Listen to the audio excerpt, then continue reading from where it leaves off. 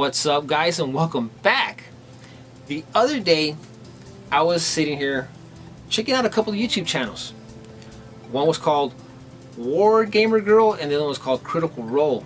Those two channels are about tabletop gaming, kind of like, well, not kind of like, they are Warhammer and like your traditional pen and paper Dungeons and Dragons. I'll leave links in the description below in case you guys want to check it out for yourself.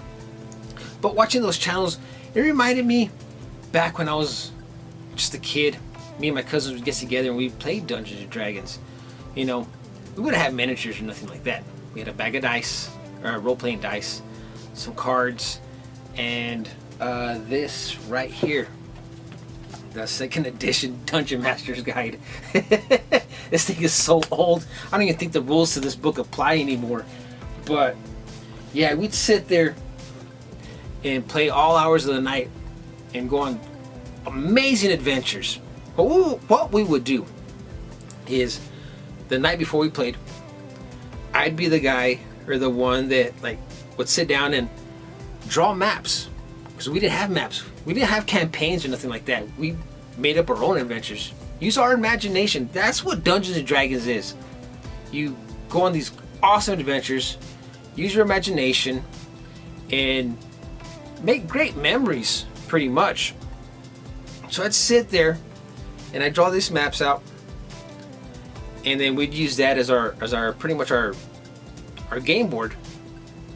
And my cousin was an awesome dungeon master.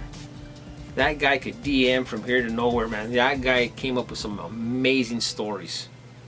And always at the end of the adventure, we'd always fight a dragon.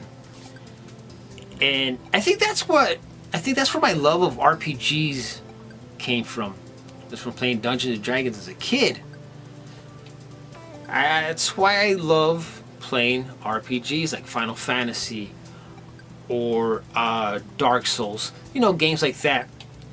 Or even, where is it? Well, it's in there somewhere. Dungeons and Dragons. But yeah, we would play like anywhere from 4 to 5 hours every single day during the summer. It was great. We'd all get together, we'd buy beer. You know, okay, let me say this real quick. Because you're probably going to say, hey, wait, didn't you say when you were a kid? I was about maybe 16, something like that. My cousins were a little bit older than I was. And, well, they were old enough to buy beer. Let's put it that way. And we'd sit there and we'd play, you know, I'd have a beer. I was the cool kid, you know, having fun playing this spooky game that everybody thought was the devil's game, but it's not, you know. It isn't, and it still isn't. But I'm like, ooh, we're playing this game. I'm drinking a beer. I'm doing something I'm not supposed to be doing, and I thought it was cool. I still think it's cool. As a matter of fact, I want to go back and start playing Dungeons and Dragons again. But man, there's so much to learn now. The rules changed, the game changed, you know. There's so much to go back and learn. This is what I have left from my childhood. The second edition Dungeon Master's Guide, that's it. That's all I have left. That's all I ever had, as a matter of fact. And my cousin would use this thing, and this thing is awesome. As old as it is, it's awesome. Let me see if I can find it. I remember used to have like some artwork. Oh, man, I forgot these were in here. I'll show you what these are here in a minute. So yeah, this book had like awesome artwork. Look at this. If you can see it.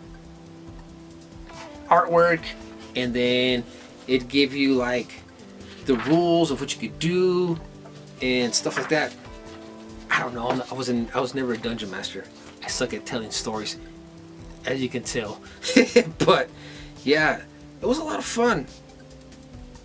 I think we played Dungeons and Dragons or D&D about four or 5 years ago, I think, with some buddies here at my buddy's apartment.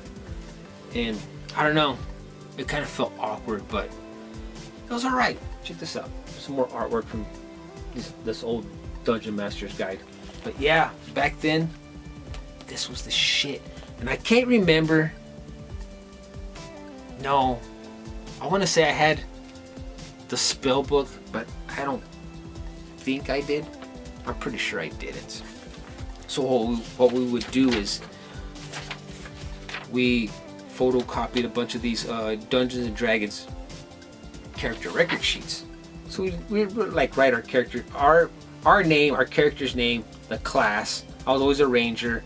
Our level, of course, would start off with level 1, and our alignment are we chaotic good, chaotic evil, neutral good, lawful good, stuff like that.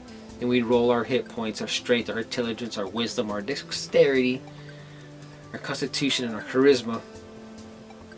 And then, of course, roll our saving throws and stuff like that. And whenever we found like a magical item, or any item, sword, bow, whatever, you know, we'd all write it down right here. And like I said, like always at the end of our adventure, we always fight a dragon. But yeah, I mean, you know, playing Dungeons & Dragons back then, people thought it was an evil game, but it really wasn't.